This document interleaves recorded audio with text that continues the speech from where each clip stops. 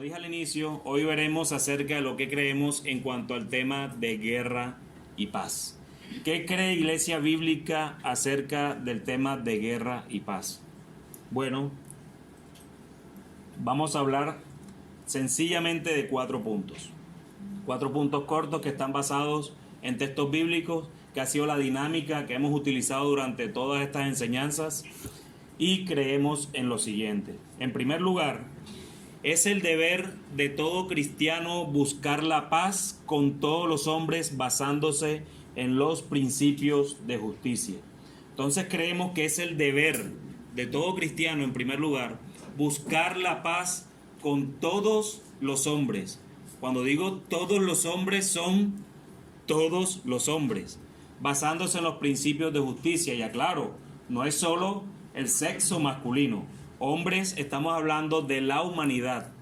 Hombres, mujeres, niños, ancianos, adultos, cualquiera que sea, que esté dentro de los seres humanos. Entonces, es deber de todo cristiano, mi hermano, si tú eres creyente, nosotros creemos que debes buscar la paz con todos los hombres.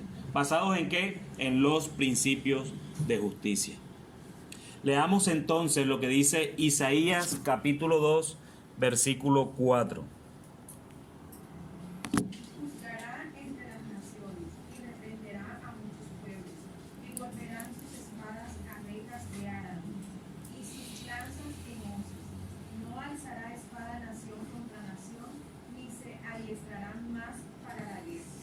Isaías, el profeta, en este texto está apuntando hacia el reinado universal del Mesías o el reinado universal de Jehová. ¿Y cómo será el reinado universal de Jehová? Dice el texto: juzgará entre las naciones y reprenderá a muchos pueblos, y volverán sus espadas en rejas de arado y sus lanzas en onces. No alzará espada nación contra nación cuando ya ese reinado se establezca, ni se adiestrarán más para la guerra.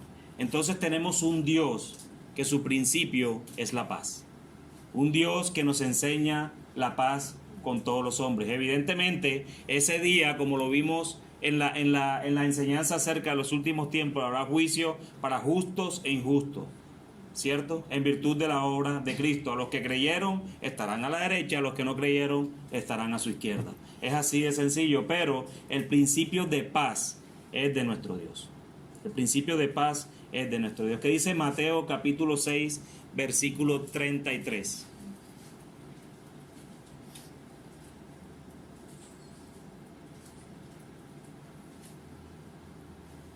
Mateo capítulo 6, versículo 33. Espera, ya lo van a leer.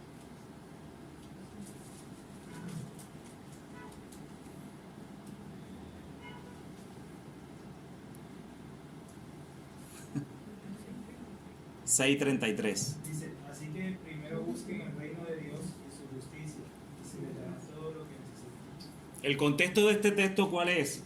Cuando el Señor le estaba diciendo a sus discípulos lo de las aves, que las aves no padecen necesidad, ¿cierto? Que las flores incluso visten mejor que lo que Salomón vistió.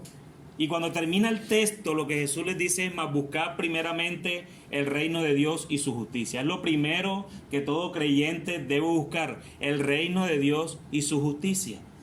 ¿Y qué? Y todas estas cosas os serán añadidas. Lamentablemente han utilizado este texto para añadir un montón de cosas que el Señor no ha dicho. Pero ese no es lo que nos atañe en este tema, sino buscar primeramente el reino de Dios y su justicia. ¿Y cuál es la justicia de Dios? A lo que hemos estado en la serie del Sermón del Monte, cuando nos fuimos a enseñar acerca de bienaventurados los que buscan la justicia también, ¿verdad? ¿A qué justicia se refiere el Señor en ese tema? A la justicia de Él. No es la justicia ni tuya ni la justicia mía, la justicia de Él. Y ustedes saben cómo actuó su justicia, que siendo nosotros merecedores de la ira de Dios, el Señor en su justicia envió a su Hijo, ¿verdad? ¿Para qué? Para que Él pagara por nosotros, para que Él pagara por su pueblo. Entonces toda la ira de Dios recayó sobre su Hijo a causa de los pecados de su pueblo. Así actúa la justicia de Dios. Él no dejó de ser justo jamás. No podemos decir nunca que ningún creyente llega al cielo por sus propias obras, porque nunca un creyente llegará al cielo por sus propias obras, sino por la justicia de Dios. Porque Él, siendo un Dios justo, no podría dejar el pecado sin el merecido castigo. La diferencia es que lo hizo sobre su Hijo, no sobre nosotros, sus hijos. Entonces nosotros primeramente debemos buscar el reino de Dios y su justicia. Y ese reino de Dios y su justicia, ¿qué nos moverá? Nos moverá a misericordia, hermanos. Nos moverá a misericordia porque tú y yo no merecíamos eso. ¿Cuánto más debemos buscar nosotros dar estas nuevas a los demás que no conocen? Sobre todo, hermanos, en unas fechas como estas. ¿Cuánto más deberíamos tener misericordia nosotros por aquellos que no le conocen aún? ¿Cuánto más? ¿Qué dice Romanos capítulo 12, versículo del 18 al 19? Si es posible, y en cuanto dependa de ustedes, vivan en paz con todos. No tomen venganza, hermanos míos, sino dejen el castigo en las manos de Dios, porque está escrito: mía es la venganza, yo pagaré, dice el Señor. Si es posible, hermanos, en cuanto dependa de todos nosotros, debemos estar en paz con todos los hombres. Ese si es posible es condicional, porque realmente cuando nosotros intentamos hacer la paz con los hombres, no depende solo de nosotros, sino también de esa persona. Pero ¿qué dice el texto? Si esa persona tal vez no camina contigo, tal vez te sigue odiando, déjalo, que la venganza es del Señor. La ira vendrá del Señor. Pero lo que sí es claro es que nosotros debemos estar en paz con todos los hombres. Y todos los hombres son mis hermanos en Cristo, todos los hombres son mis compañeros de trabajo, todos los hombres son mis vecinos del barrio, todos los hombres son mis compañeros en el colegio, todos los hombres son mis compañeros en la universidad, todos los hombres son todos los hombres, aun aquellos que ni siquiera te conocen. No hay enemigos para el creyente, así muchos nos consideren su enemigo. Pero para nosotros no debe haber enemigos, sino buscar la paz con todos los hombres en cuanto no sea posible. De hecho, creo, si no estoy mal, no recuerdo el contexto del texto, pero creo que sigue diciendo que si no lo logramos, ascuas de fuego caerán sobre él. Algo así debe decir el texto. A quien lo leyó puede buscarlo, sí puede. Pero creemos nosotros como Iglesia Bíblica de la Ciudad de Entonces que es el deber de todo cristiano buscar la paz con todos los hombres, basándose en los principios de justicia, y no en los principios de justicia ni tuya ni mía, como lo repetí ahorita, sino los principios de justicia de Dios. ¿Por qué? Porque los principios de justicia de Dios son totalmente objetivos. Los principios de justicia nuestras son totalmente subjetivas. Nos acomodamos a lo que mejor nos sirva. No, hermanos, es conforme a la justicia de Dios. Pero entonces también seguimos en la segunda parte de lo que creemos, y es lo que dice: basándose en los principios de justicia, de acuerdo con el espíritu y las enseñanzas de Cristo. Ellos deben hacer todo lo que esté de su parte para poner fin a la guerra. ¿Quiénes son ellos? Nosotros los creyentes. Debemos buscar todo lo que esté de nuestra parte para poner fin a la guerra. Y aquí la guerra no se refiere a la Segunda Guerra Mundial ni a la Primera Guerra Mundial, porque evidentemente nosotros solos no vamos a poder. Cuando decimos guerra, decimos a toda enemistad y a toda cosa que sea de estorbo para nosotros hacia el Señor. A todas este tipo de cosas. De acuerdo con el espíritu y las enseñanzas de Cristo, ellos deben hacer todo lo que esté de su parte para poner fin a la guerra. ¿Qué dice Mateo capítulo 5, versículo 9? Bienaventurados los pacificadores, porque ellos serán llamados hijos de Dios. Bienaventurados los pacificadores. Ese texto ya nos fue enseñado incluso el domingo anterior. Cuando hablamos de pacificadores, si bien muchos pueden entender de que pacificadores trata de decir de que tú seas esa persona que cuando se acerque a los hombres inspire paz, inspire tranquilidad, inspire pureza, inspire de todas estas cosas. Hermanos, Cristo no se refirió a ese tipo de paz, sino a la paz que sobrepasa todo entendimiento, y esa paz solo viene de Dios. Sí, es cierto de que nosotros como creyentes debemos procurar buscar la paz con todos los hombres, como lo dice Pablo a los romanos. Y es verdad. Pero la mayor paz, el mayor pacificador es aquel Hijo de Dios que busca que aquellos que no conocen de Dios estén en paz con su Creador. Que le den las buenas nuevas, que entiendan que ellos sin Dios son nada. Que entiendan que la necesidad mayor que tienen sus almas es Cristo. Eso es ser un pacificador. Y cuando esa persona entiende y vuelve sus caminos hacia el Señor por el don del arrepentimiento que el mismo Dios da, entonces esa persona obviamente va a poner fin a la guerra que tiene con su Señor. A la guerra que tiene con su Señor. ¿Qué dice Mateo capítulo 26, versículo 52? Perdón, quiero que lean primero Lucas, capítulo 22 del 36 al 38.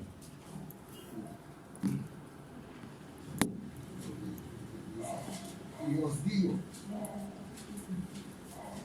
pues ahora el que tiene bolsa, tómela, y también la bolsa. Y el que no tiene espada, venda su capa y compre una. Porque os digo, es necesario que se cumpla todavía en aquello que está escrito. Y no he contado con los inicuos, porque lo que está escrito de mí tiene cumplimiento. Entonces ellos le dijeron, Señor, aquí hay 2 espadas. Y él les dijo, basta. Basta. Me pueden preguntar, bueno, pero y si estamos hablando de paz, ¿por qué el Señor le pidió a sus discípulos que cambiaran y buscaran espadas?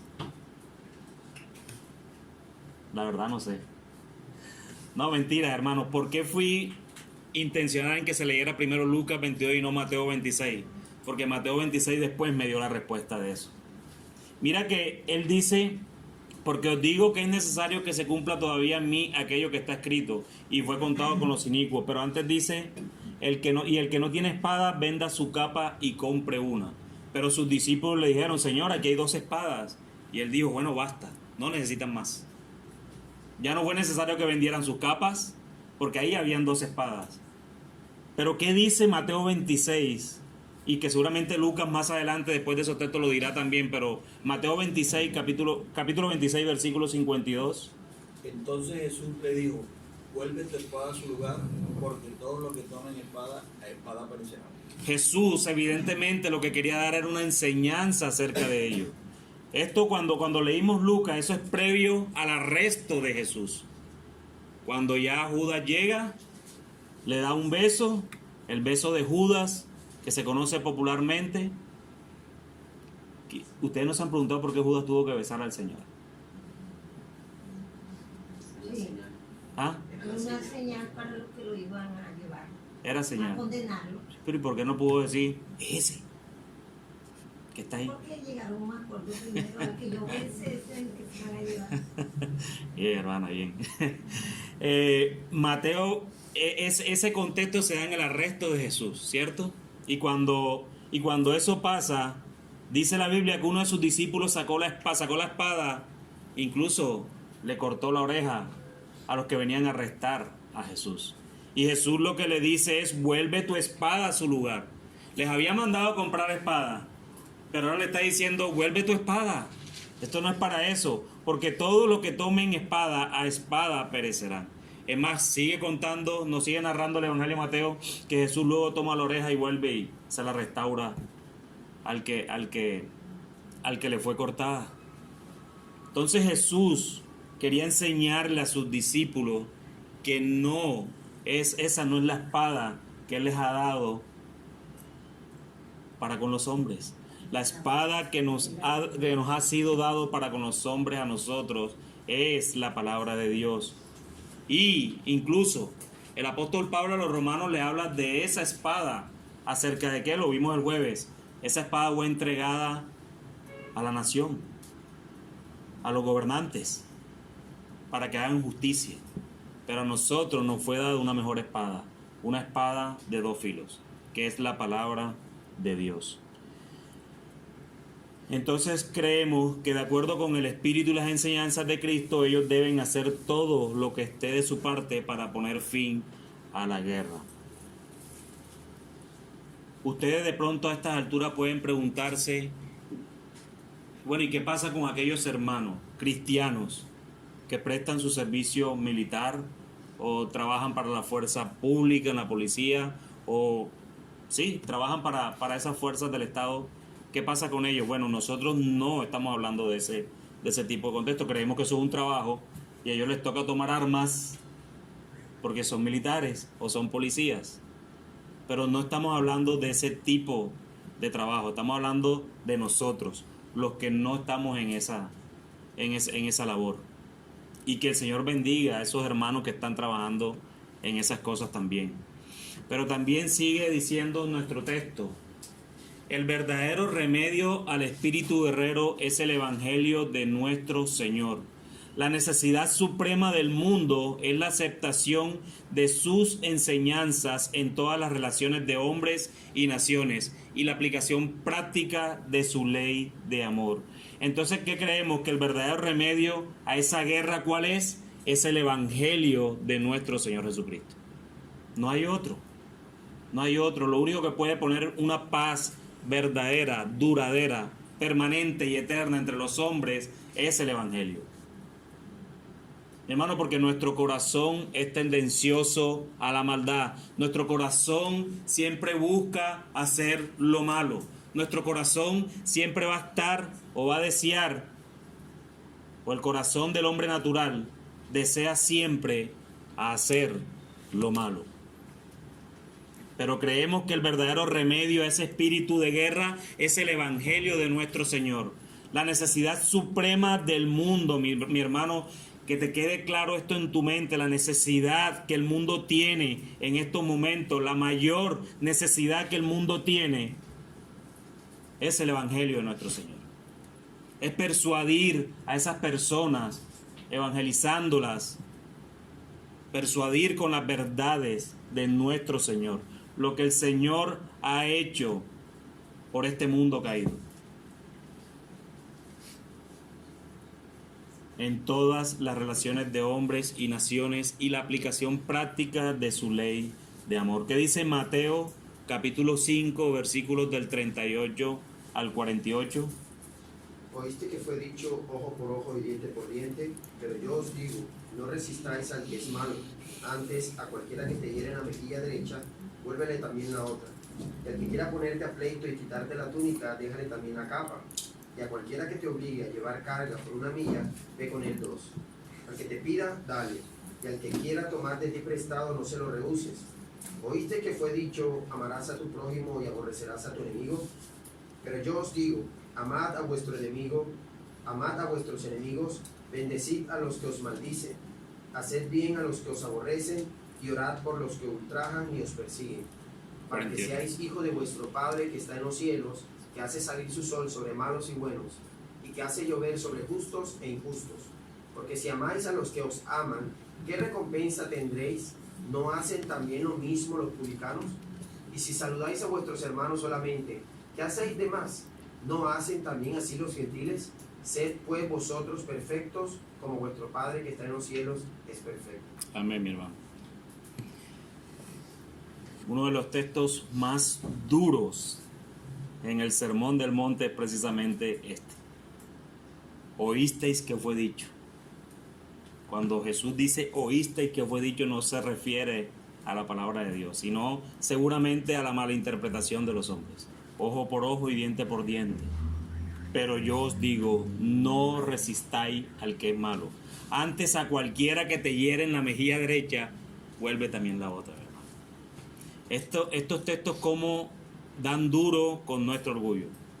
Si a la primera vez solo alguien nos hace algo malo y ya no lo soportas, el Señor te está diciendo, vuelve la otra mejilla también. Normalmente cuando alguien nos hace algo malo, no, Señor, yo sé que yo no puedo hacer nada malo, pero tú véngate, Padre. Increíble. ¿Cómo usamos al Señor incluso para este tipo de cosas? Y al que quiera ponerte a pleito y quiera quitarte la túnica que dice Jesús, déjale la capa, dale la ñapa. Y cualquiera que te obligue a llevar carga por 1 milla, ya no camines 1, entonces camina 2. Qué misericordia la que debemos mostrar en medio de todas estas cosas. Ser sal y ser luz. Al que te pida, dale. Aquí no están condicionando el pedir. Jesús está diciendo al que te pida, dale. Y al que quiera tomar de ti prestado, no se lo rehuses. Es increíble, hermanos, cómo utilizando esta práctica que el Señor Jesús nos dice que hacemos o que deberíamos hacer, evitamos la guerra.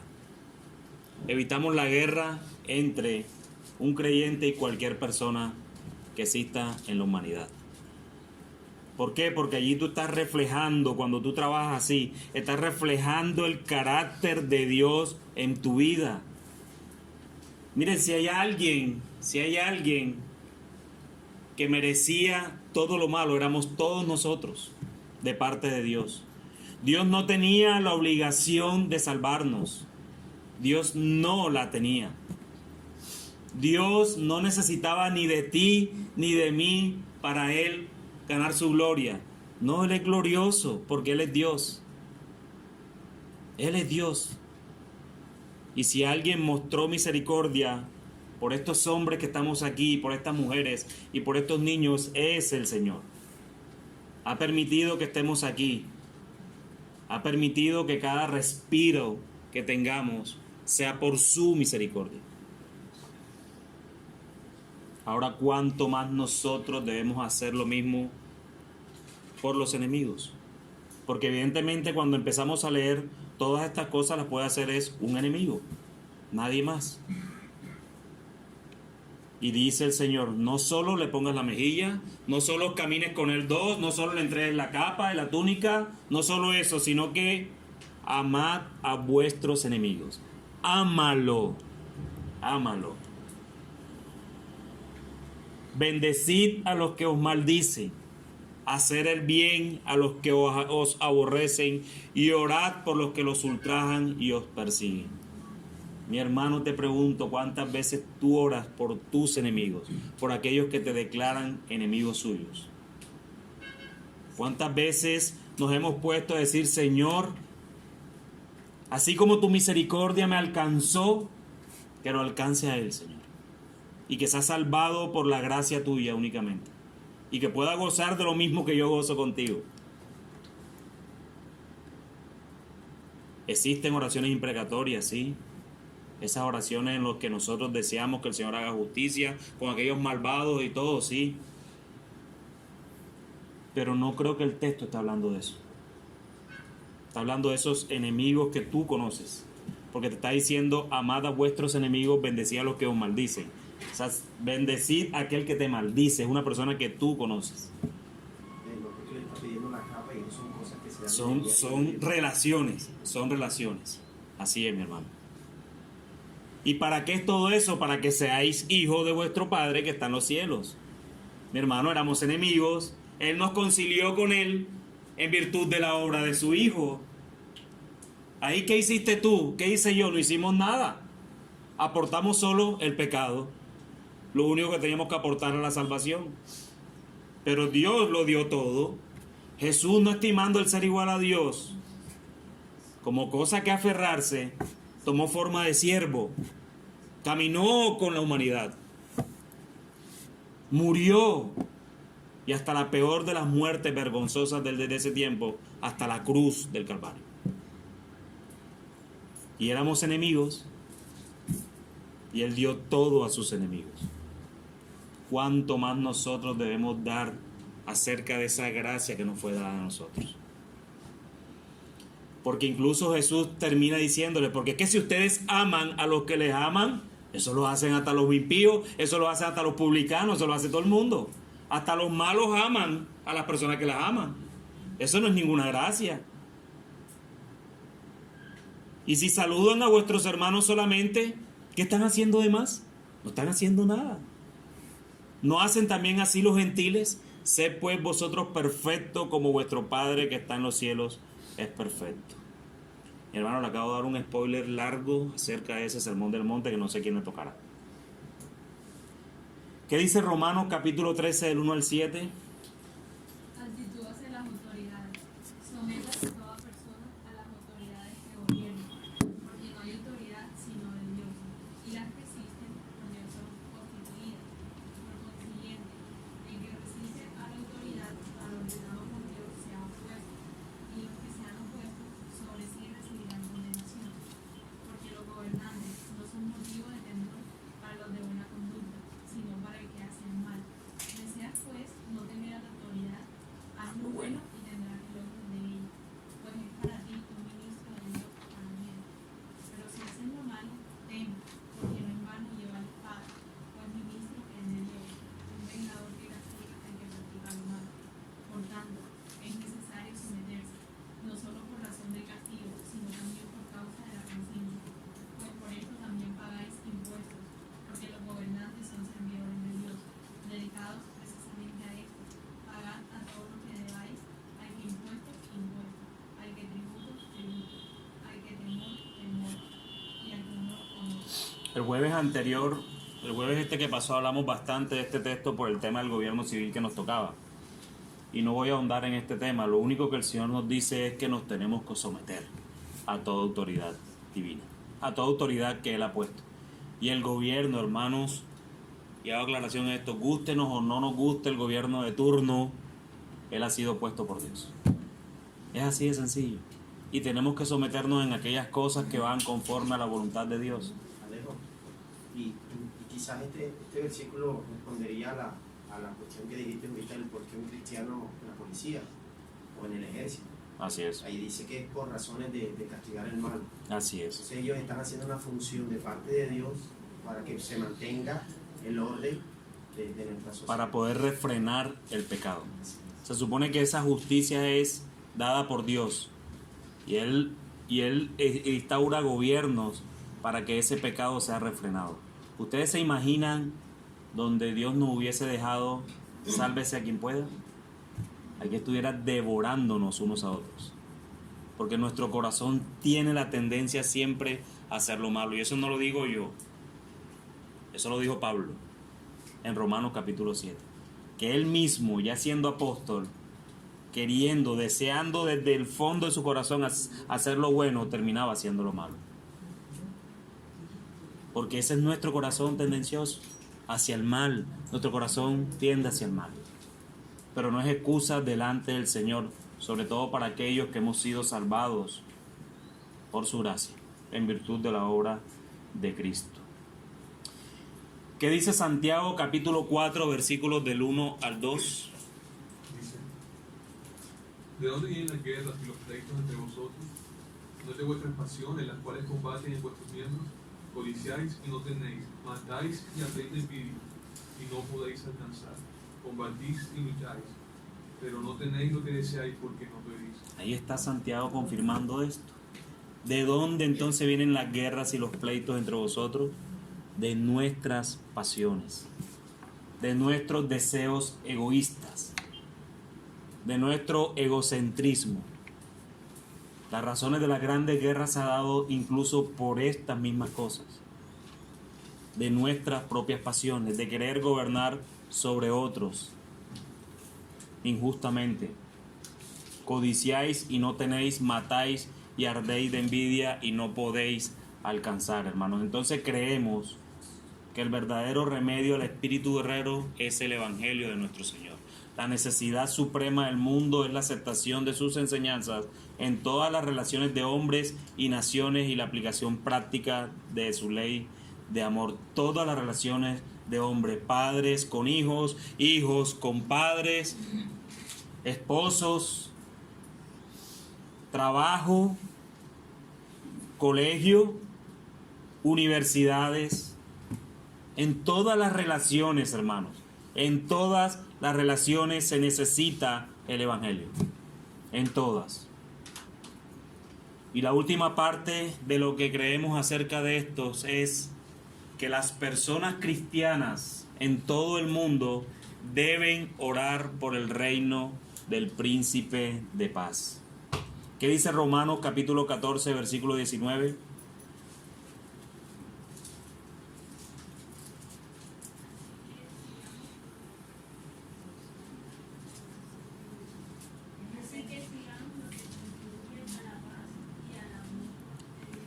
Así que sigamos, le dice el apóstol Pablo a los romanos, sigamos a lo que contribuye a la paz. Oremos por esa paz, a la mutua edificación.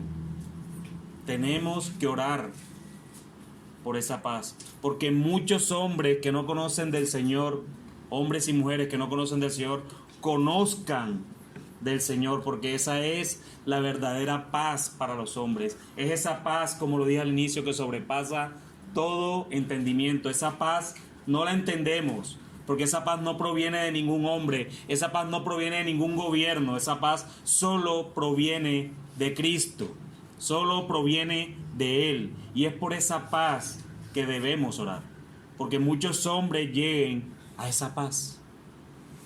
¿Y qué dice Hebreos capítulo 12, versículo 14? Seguid la paz con todos y la santidad, sin la cual nadie verá al Señor. Seguid la paz con todos. Oremos porque podamos seguir la paz con todos. El autor de Hebreos no le estaba escribiendo a inconversos. El autor de Hebreos lo estaba escribiendo a creyentes que estaban en esa iglesia de mayoría judía. Seguid la paz con todos y la santidad, sin la cual nadie verá al Señor.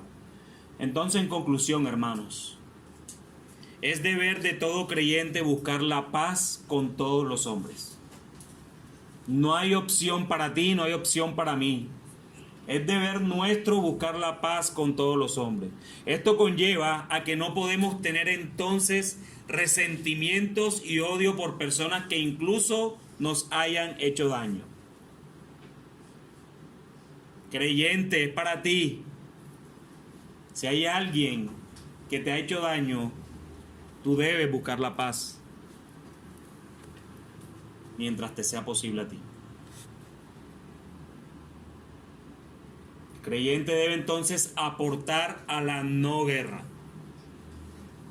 Esto no tiene nada que ver con la defensa personal, ni nada de eso como muchos cristianos discuten hoy en redes, porque si un cristiano puede o no andar armado. Esto no se trata de esto. Esas discusiones no las quiero dar. No tratamos de hablar de eso. Esto no tiene que ver con nada de eso, sino más bien siendo pacificadores. Y sabemos cuál es la guerra que todo hombre tiene, y es su enemistad con Dios. Esa es la mayor guerra que hay hoy en la humanidad. Pero es una guerra que ya tiene perdida. Por eso es que tenemos que ser pacificadores y que esas personas busquen la paz con Dios. La mayor necesidad que tenemos como seres humanos es el Evangelio de Cristo, de nuestro príncipe de paz.